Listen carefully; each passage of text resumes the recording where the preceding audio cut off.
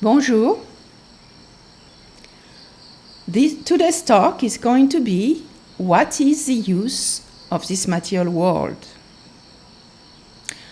This was a question posed by a lady who was curious about spiritual life. Evidently, if we are spiritual beings, why aren't we in the spiritual world? This material world is a cause for bewilderment and a cause for much pain. Why is God, Bhagavan, keeping the jivas, living entities, in this sort of prison camp? Prison camp. What did we do to deserve such a fate? Why does he even bother with the creation of this material world? I already addressed this question in my two previous talks, Free Will and Destroy the Doubts. In this talk, I will explain the actual necessity for a material plane for part of the creation. First, we will cite our divine spiritual master, Srila Bhaktivinoda Thakur. He says, all the existing personal expansions and all the created separated expansions, the living entities, are products of God's energy.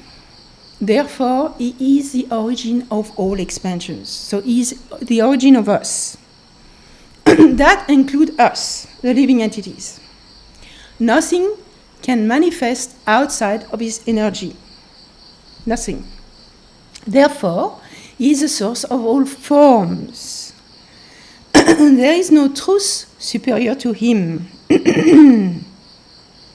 He is inconceivably powerful and merciful.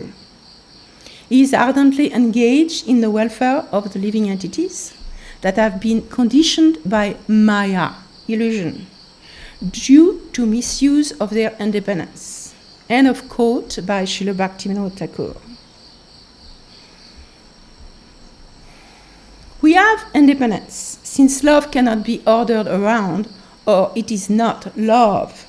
Can I tell you, okay, you love me? That's not possible. It's not love. We have the free will to love or not love God. And we are placed here in this material world in order to have the freedom to forget God.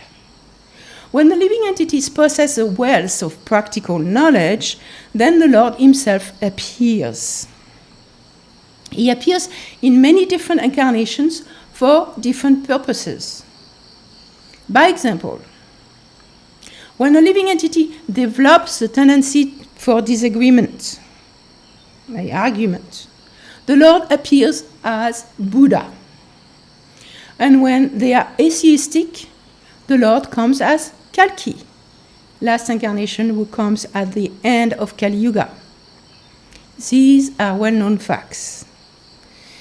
In the course of the gradual development of the living entities, consciousness, the Lord incarnates in a form corresponding to the mood of the devotees. The source and activities of those forms are untouched by material contamination.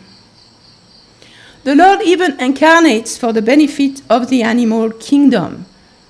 Can you believe that?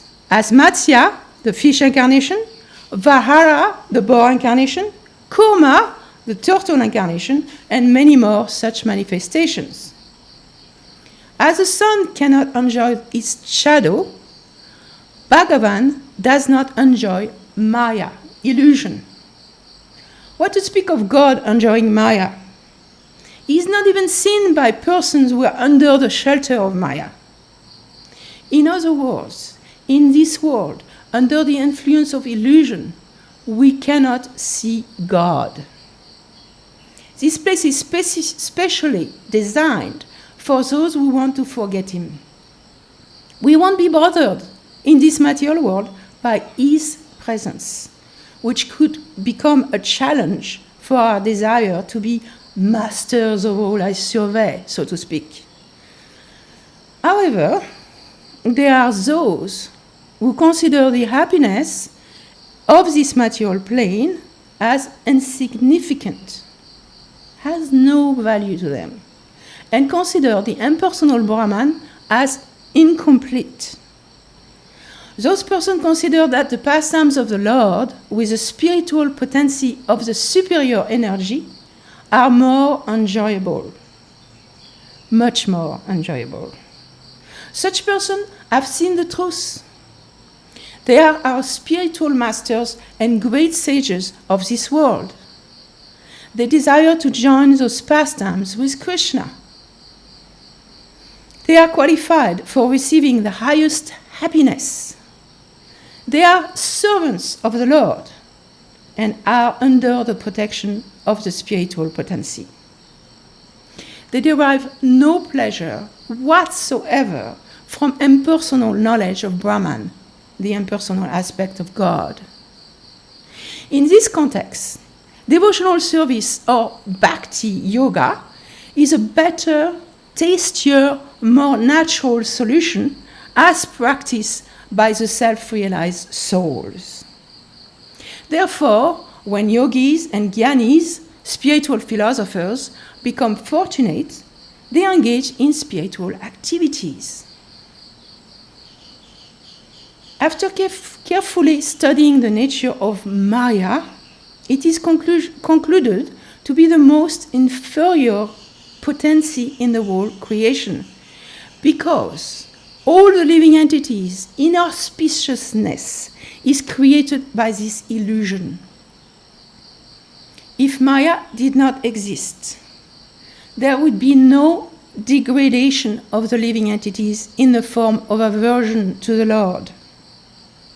Therefore, many people doubt whether Maya is the Lord's energy, because the Supreme Lord is all auspicious and unaffected by sin.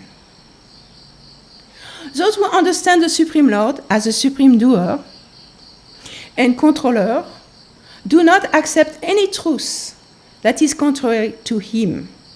Thus, they accept Maya as the material potency of the Supreme Lord, spiritual energy.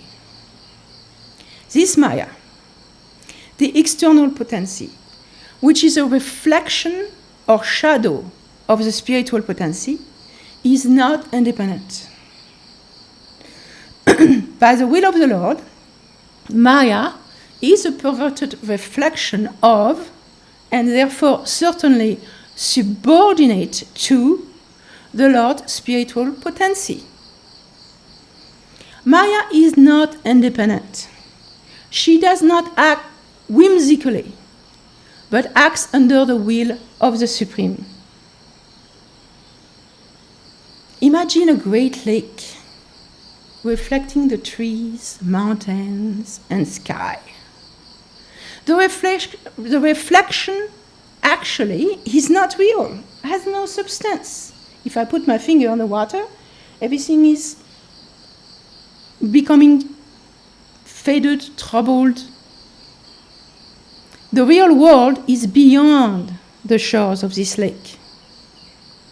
The material world is therefore like the reflection of this lake, just an illusion. This is what we call Maya.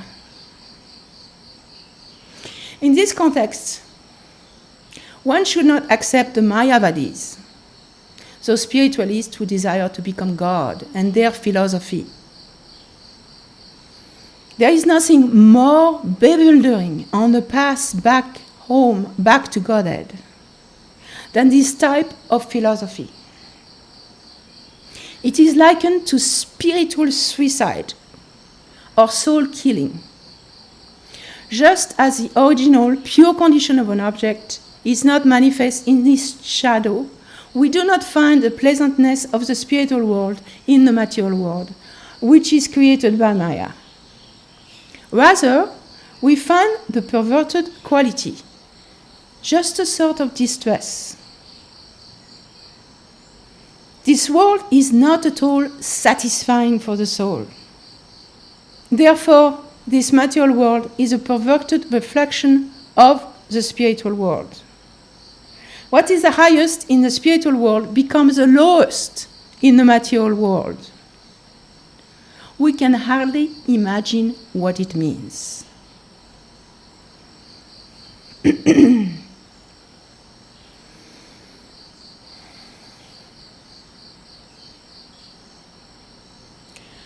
Maya means misconception. In this material world, we are living in the midst of misconception. Whatever conception we have about the environment is a misconceived idea, not a proper conception in an absolute sense. It is all relative. The relative provincial selfishness has been imposed on the environment. We are living under that, meaning we take advantage of the environment and do not give back. We are exploiting this world without consciousness. Therefore, we become unhappy and suffer consequences. Tasmat gurum prapadyate jignashu shreyam uttamam. Therefore, any person who seriously desires real happiness must seek a bona fide spiritual master and take shelter of him by initiation. From that unfulfilled state, we might be feeling the necessity of approaching a guru, a guide, a preceptor, with a purpose of inquiry. Jignasyu shreyam uttamam. Jignasyu means being inquisitive. Shreya uttamam, about the highest good. What is Jignasyu shreyam uttamam? It means the best in the world. Shreyam uttamam means good, the highest good. What is the highest good for me? With this inquiry, we will approach the spiritual master. A spiritual master who is well versed in revealed truth, not only on the precepts of the revealed scriptures, but also who has come in contact with the Sabde Pare, who is conversant with the conclusion of the scriptures, who is conversant with the precepts, that type of spiritual master. One who has practical experience, is established in that consciousness, and is from that plane. Such an inquisitive person should approach for his own relief and to understand what is the highest benefit in the world and how to attain it. So this is necessary, and it is real, it is not imaginary. At the same time, it is difficult, and it must be sought in a real process. Otherwise, we shall go on the wrong path, and then we shall say, oh, there is nothing. If we have the real process, then we will come to have an experience of the divinity. When the external potency of the superior energy interacts with Sandhini, the creative potency of the Lord, it spreads conceptions of nationalism. This mentality is found only in this world. It creates a bodily conception for the conditioned souls, and one may think, I am American, Indian, European, etc. And wars come from this mentality. One cannot understand the spiritual realm just by thinking about it. But the science of Vaikuntha, the spiritual realm of no anxiety, is beyond the realm of material space, time, and argument, and is realized through devotional service or bhakti yoga as described in the Bhagavad Gita.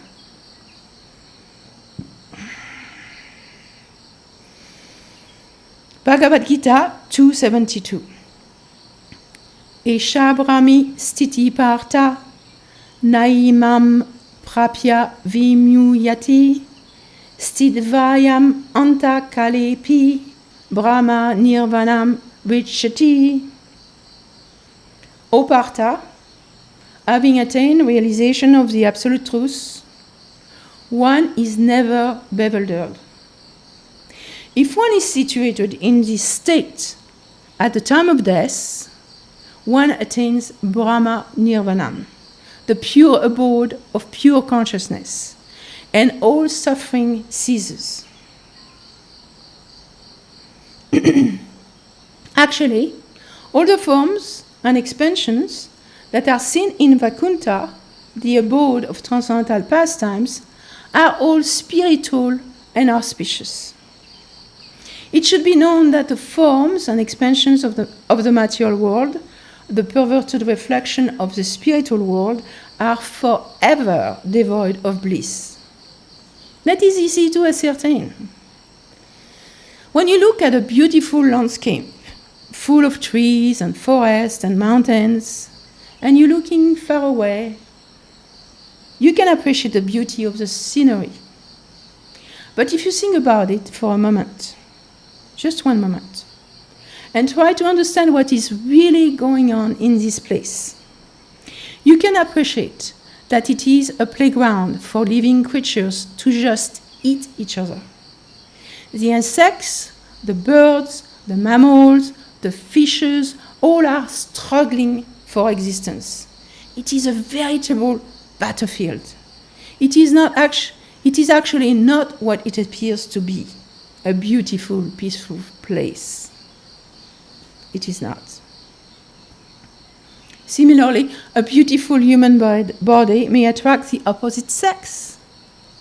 But if you look deeper, like a physician, by example, that beautiful body is just a skeleton covered by muscles and sinuses, a bag of skin and bones, blood and stool.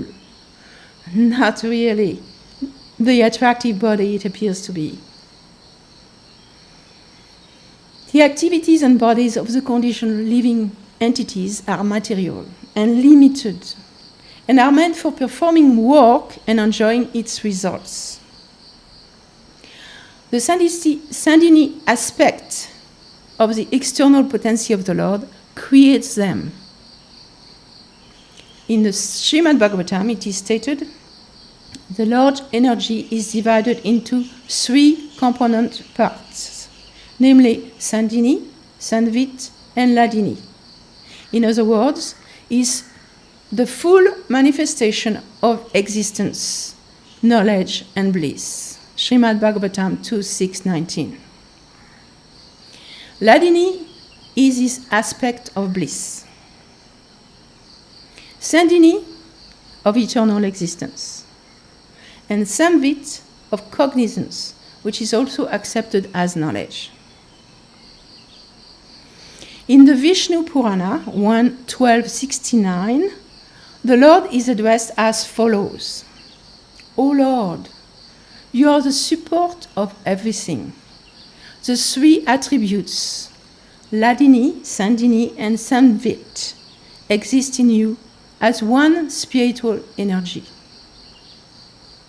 But the material modes which cause happiness, misery, and mixtures of the two do not exist in you, for you have no material qualities. When the external potency of the superior energy interacts with Sandvit, perception, the mind, the ego, the thinking power, it creates the subtle body of conditioned souls in the forms of intelligence and false ego. The constitutional position of a pure living entity is beyond the gross and subtle bodies. In other words, we do not belong in this material world by nature. We don't. The Sandvit aspect of the external potency is known in the scriptures as nations. Due to these nations, the gross and subtle bodies of the living entities are created. When pure living entities reside in Vaikuntha, the first knot of nations in the form of false ego does not entangle them anymore. The fresh souls, the pure living entities who come down to this material world, cannot remain steady after giving up spiritual activities. Therefore, as soon as the living entities become situated in their own happiness, through the minute independence given by the Lord, they are without shelter and are compelled to take shelter of Maya, illusion. As soon as the living entity leaves the marginal world, he is simultaneously awarded a subtle body and thrown into the material world created by Maya. When one considers material existence as one's own, it is called false ego. Absorption in a false ego is a function of the heart. Cultivating material sense objects through the heart is a function of the mind. And realization through this cultivation is called material knowledge. The false ego means the ego who is receiving and transmitting false information, perhaps false knowledge. It receives and transmits what is fake, not real. It gathers false news and transmits false news. It represents what is opposed to our real interests. We want to live. Our innate tendency is to live, but it is engaged in false information. It is working against our inner interest. So this is wrong. A bit like Facebook, a platform that transmits a lot of false news. So the ego is like that, dealing with falsehood, and therefore it is a false ego. When the impression of contact between the senses and sense objects is established within, it is protected by the strength of remembrance. When one cultivates those protected memories by following the process of elaborating and condensing them, then whatever one conjectures is called argument. By this argument, knowledge of sense objects and related items is acquired. The aspect of the external energy manifests as attachment for material objects.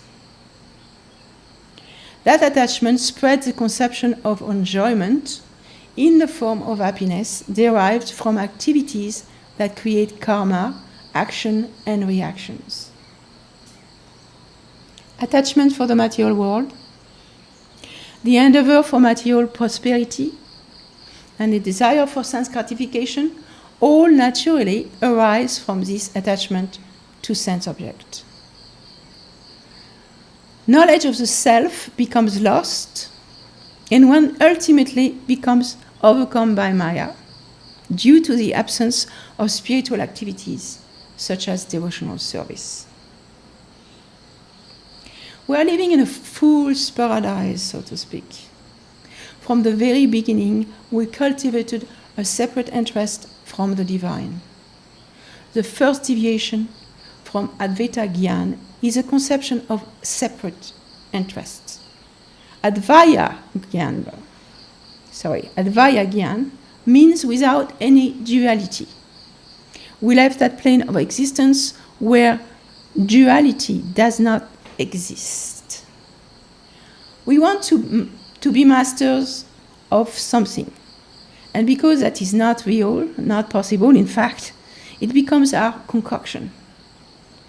Only in our dreams can we satisfy that anchoring for a lower self within us. This world is like a prison camp, says Srila Bhaktivedanta Saraswati Thakur. It is not our real abode. It is meant for a certain purpose only.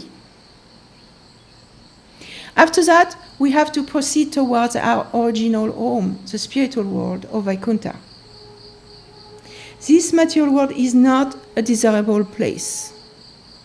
It is not good to be enticed to stay here for a long time, forgetting our original abode, where we stay with God, Bhagavan Sri Krishna. We are the eternal servants of Bhagavan. When we decide to lord it over the universe, we are allowed these facilities only temporarily, but it doesn't serve our eternal purposes. It would be better to seek out a place where we can find real peace. Here in this plane, we are always liable to be disturbed. By these disturbances, our karma or fate wants to teach us that the world is not our eternal habitation, but that real peace is to be found in Him, God, Krishna. All our troubles will be over when we will realize that we should not go back to the original place. We are better off going back to our own position, to our only friend, the Supreme Personality of Godhead. He is the only resort for all our needs and desires. When we take the burden, but if we take the burden upon ourselves to run into the wrong direction, we run into troubles in the shape of our daily transactions. We should not be so tempted. The world's beauty and daily compromises are meant to delude us, to think this world to be a comfortable place. But this is just an illusion. All real improvement should lead to Godhead. It should give us all useful things by which to get rid of these temptations. As we are men and women, we should lend our ears to know about the better situation of the transcendental world, where the best aspects of the reality are exhibited. Here in this world, we suffer from the difficulties of our darkened vision. It is therefore better to look after that spiritual region, our original position, by the side of God. We belong to the spiritual world of Vaikuntha, and actually this material world is very foreign to our nature. However, because Maya or illusion covers us up, we gradually forget this. Referring to the Shastras is called pramana or proof, support. For those who do not know, the Vedas are very old and go back far in time. We can shoot from the hip, speculate forever, but who will listen? Nobody. However, when a group of great saints, Vaishnavas, speak those truths, then it is called revealed scriptures, not man-made. It comes from the original source. It comes from the divine. Try to read the Bhagavad Gita, by example, and see what it teaches. It explains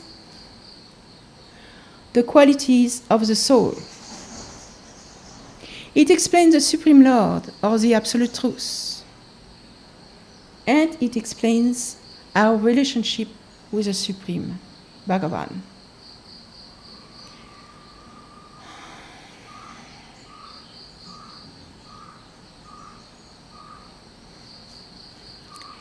It is very easy to use words, yes, but to live what you speak is most difficult.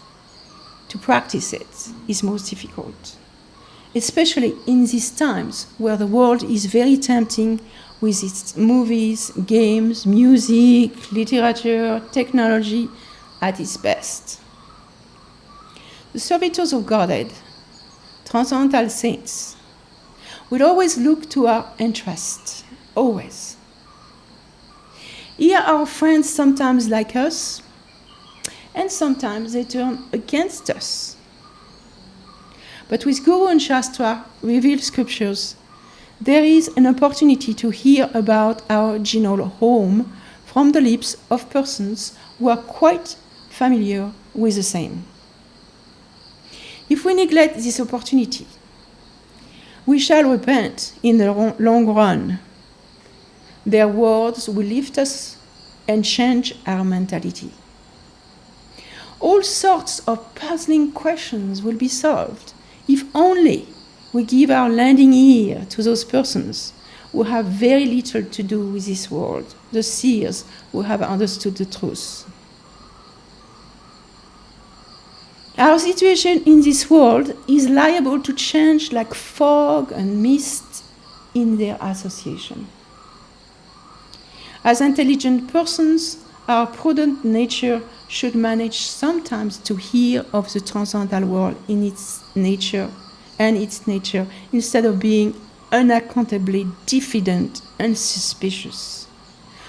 Such incredulous attitude will not give us the opportunity. That is why it is not a good idea to keep the company of atheists. Jamuna Acharya says about the atheists, their ignorance is their offense. Let them live without any hindrance in their life. May they live long, and they are not to be blamed, but their ignorance is to be blamed. Their ignorance, end of quote, their ignorance is the root of all their misfortunes.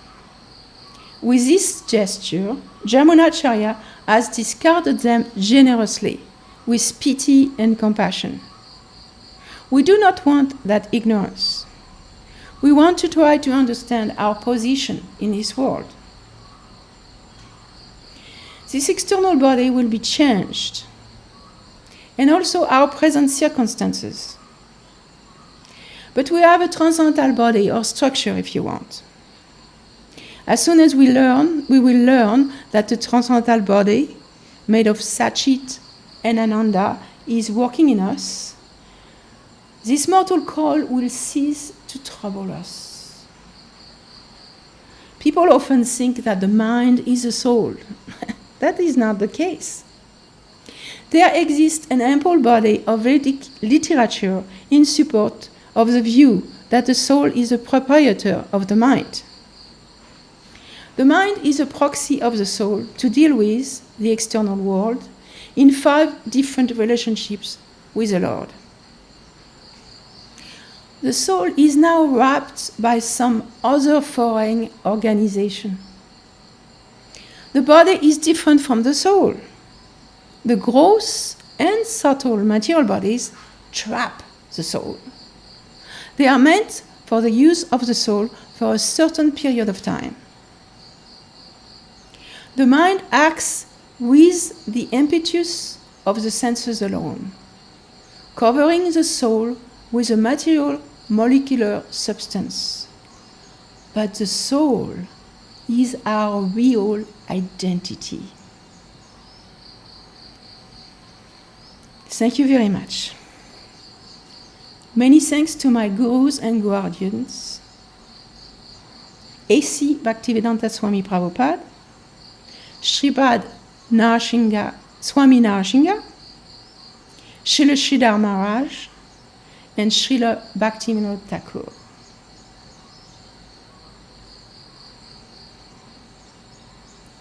See you next time. À bientôt.